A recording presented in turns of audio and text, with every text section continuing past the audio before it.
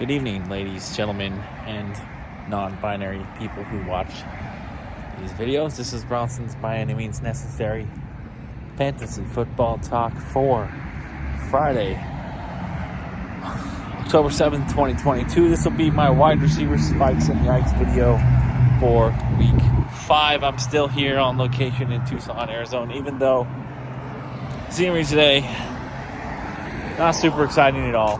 Just walking down the street, it's the only way I'm going to get any privacy from the person I'm staying with. She's sleeping, but I don't want to wake her up and disturb her filming my video. So, she's been very generous to me. And I've tried to repay her where I can. She's been a good friend. And I'm thankful to her. It's also been nice having a companion on my travels, even if I'm just not used to traveling with other people. I really enjoy traveling by myself. It's really nice not having to wait on other people to do all this stuff that I'm having to do with her. But on the flip side, it's nice to have someone to share these experiences with. So I appreciate her trying, her coming, even if it's a little hard for her physically to do.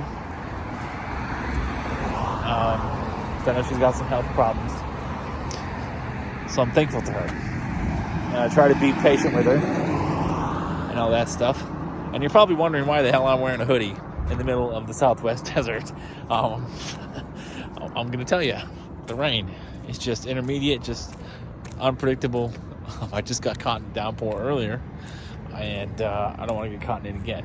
So it's really weird because it's still, as far as I know, clear and in the 80s at home, and then I come down here and the temperatures are cooler and it's just raining all the time. It's really frustrating because this is definitely not what I came down here for. But anyways, I am on one of the busiest streets here, Alvernon. This road goes north-south all the way through Tucson.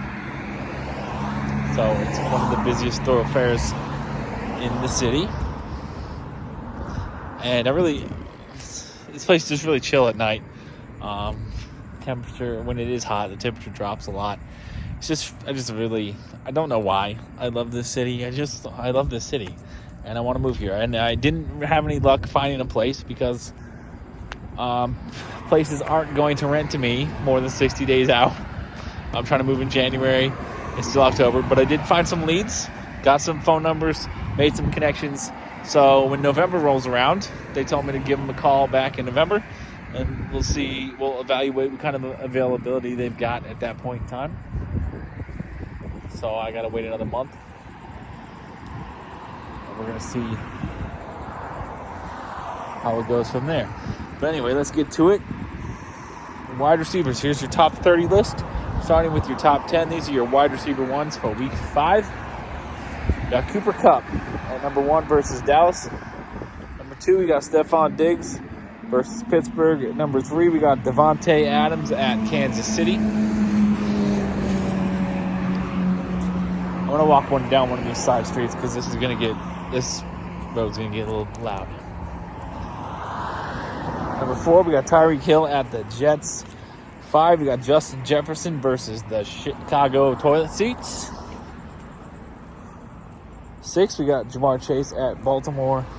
7, we got Amon-Ra St. Brown, who is still questionable to play against the Patriots. And then at 8, we have A.J. Brown at the Arizona Cardinals in Phoenix, just an hour and a half up the road. And then at 9, we got Deebo Samuel at Carolina. And 10, we got CeeDee Lamb at the Rams. That's your wide receiver 1s. Your wide receiver 2s, 11 through 20 for week 5. No trespassing or loitering. I was going to walk to that parking lot.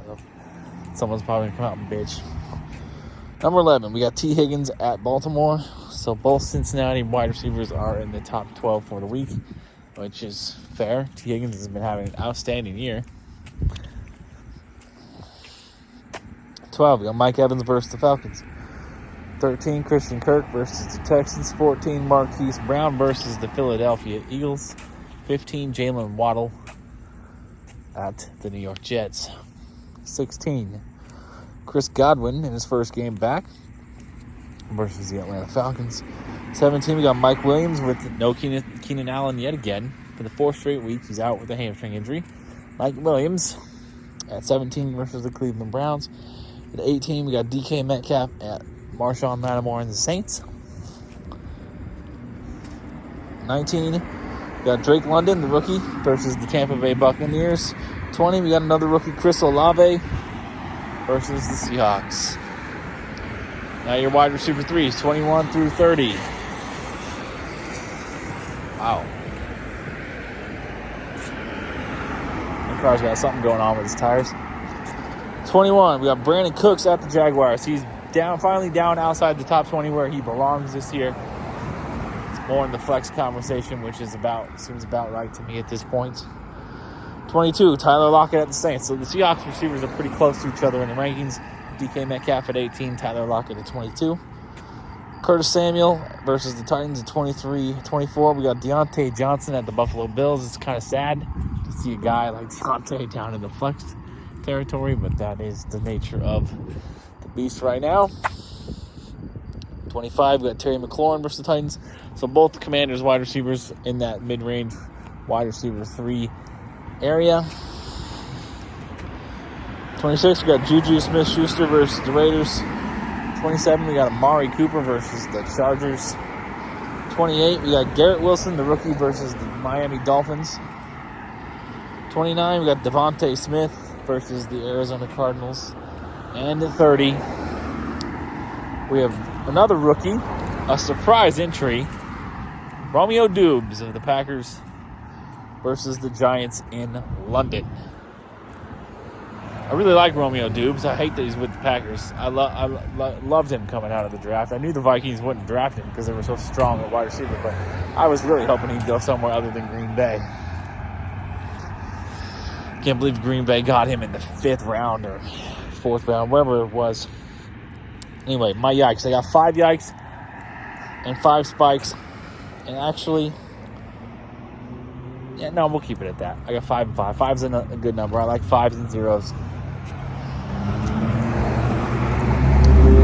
My yikes. 2 guys in the top 20 who I'm a little concerned about this week. And it's hard for me because it's one player I really, really love. Jalen Waddle, 15. With Tua out, I'm not sure how sustainable 2 top 20 wide receivers is going to be for the Dolphins. Teddy Bridgewater. Although I think Teddy has had some bad luck, I think he deserves to be a starter in the league. He's been stuck in some bad offenses. Miami is going to be the first good offense that he's going to be able to be a part of. So I'm excited to see what he can do. But him and Teddy and Jalen Waddle do not have the chemistry that Tua and Jalen Waddle have. And so I'm concerned.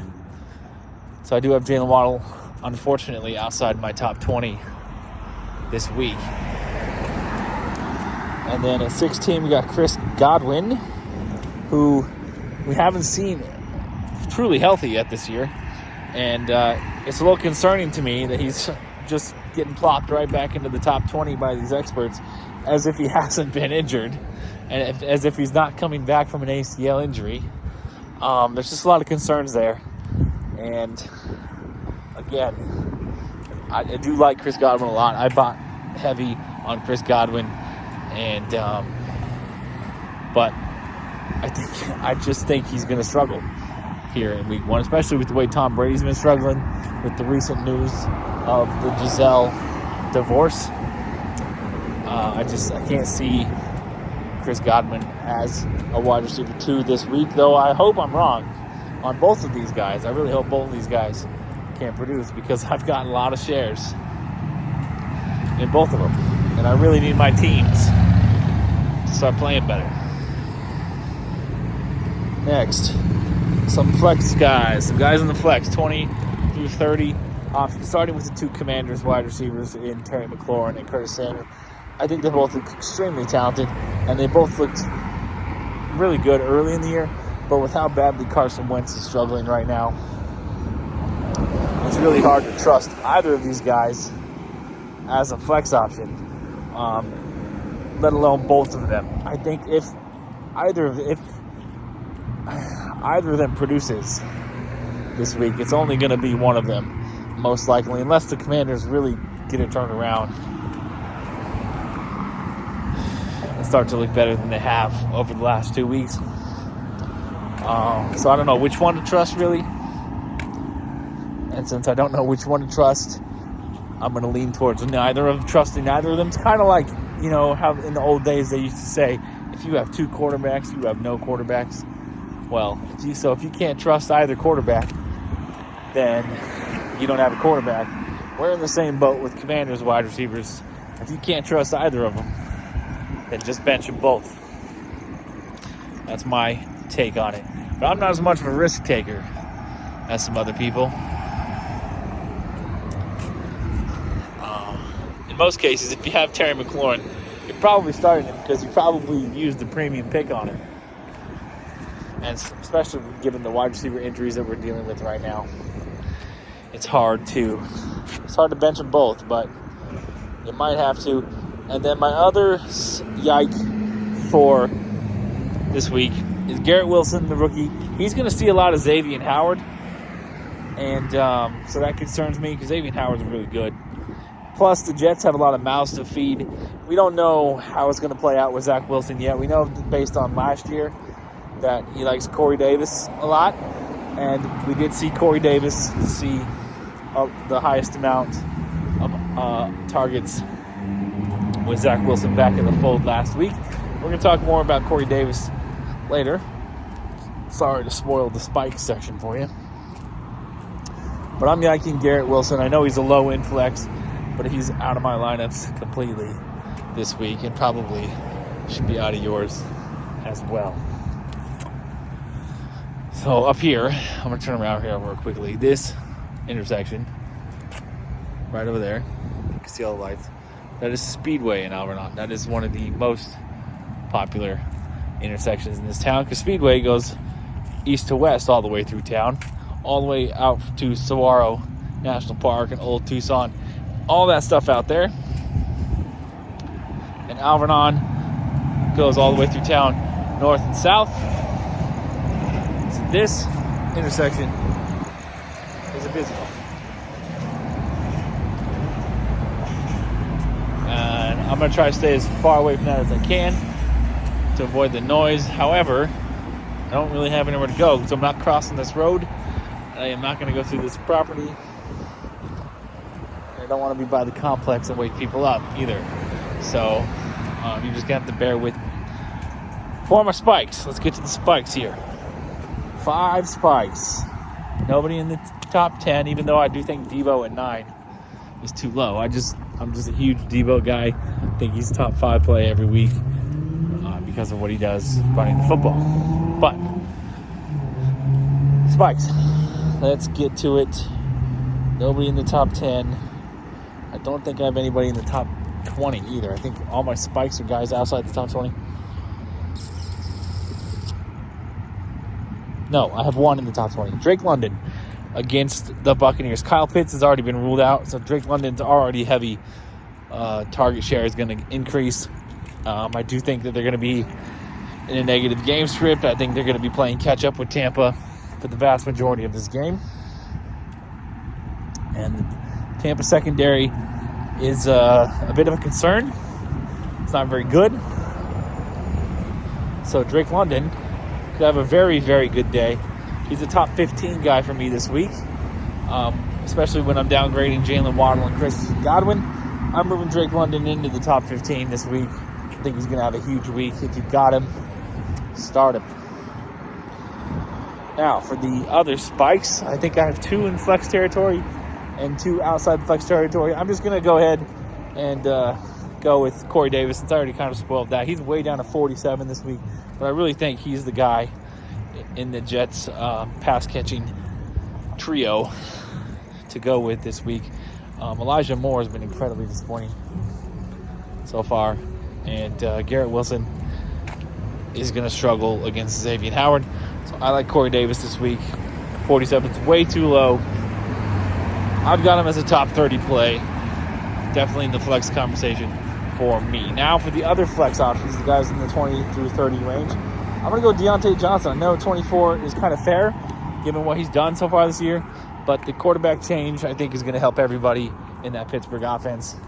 And Deontay Johnson, other than George Pickens, Deontay Johnson is going to be the biggest beneficiary there. And so he's back. He's still in top 20 for me. I still believe in him. I still believe in that target share, that volume. It's only a matter of time before the production follows. And again, I think the quarterback change to Kenny Pickett is only going to help him. So Deontay Johnson still a wide receiver 2 for me. As we're moving Jalen Waddle and Chris Godwin out of the top 20, we're moving Drake London up, and we're moving Deontay Johnson in. And then, Amari Cooper, 27. Amari Cooper has done nothing so far this year to suggest that he shouldn't be a top 20 weekly wide receiver. And the fact that he's playing against the Chargers, who, again, have had a vastly disappointing defense, a vastly disappointing secondary. Amari Cooper should have another big week and should be, at the very least, a high-end wide receiver 1. High-end wide receiver 3 and less of a low-end wide receiver 3. Here's a parking lot, an empty, big parking lot I can walk through while I finish this video. It's very green here in Tucson right now, also because of the rain. I've been getting lucky, I suppose, with my trips here, with all the green, the lush green, and the rain, because Tucson's not usually this green. However, I think it's beautiful even when it's not green, but when it's green, this is Valhalla here for me. I don't know. Again, I don't know why I love this place so much. I just do. There's just some things that can't be explained, right? And then my last spike is a guy outside the top 30, Robert Woods at 33. Last couple of weeks, he's really done kind of what we all thought he was going to do coming into the year. He was a little bit of a slow starter, and clearly was still struggling with recovery from that injury. But he seems to be 100% now. He seems to be the alpha in the passing game for the Titans. And he's been a top 25 wide receiver both of the last 2 weeks. No reason to think that's not going to continue against the once again overrated Washington football team, or Washington Commanders defense. So, yeah. That's it, I guess. I'll do running backs at some point tomorrow. I kind of wanted to get both of them done today because tomorrow's going to be a busy day. And it's also my last day in town. But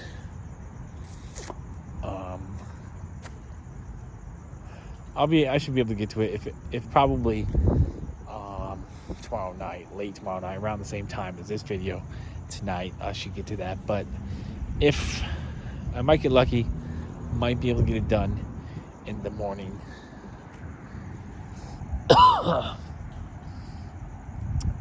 Sorry about that cough. Also spent an hour on the phone talking to a woman earlier.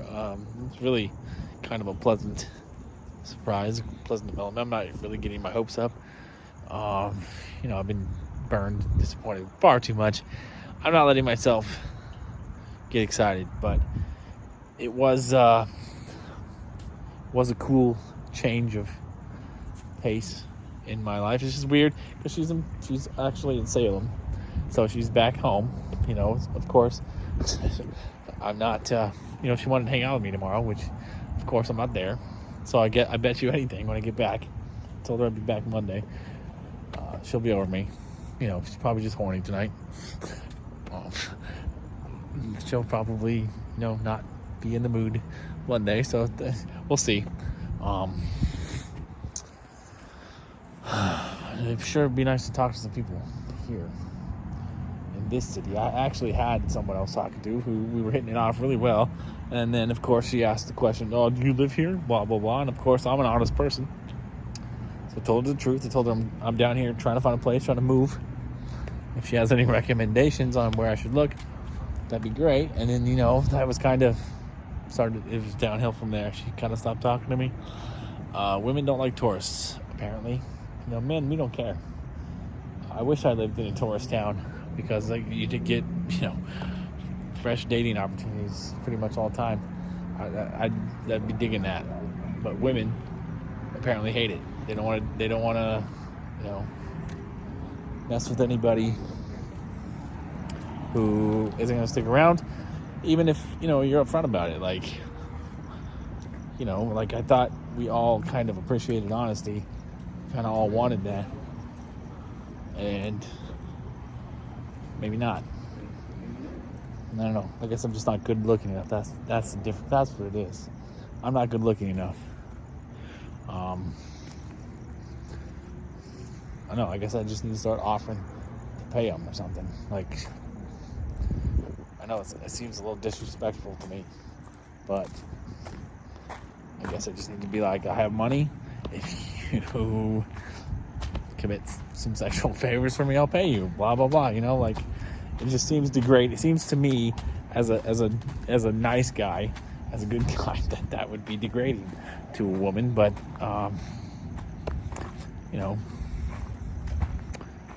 maybe that's what I gotta start doing when I travel.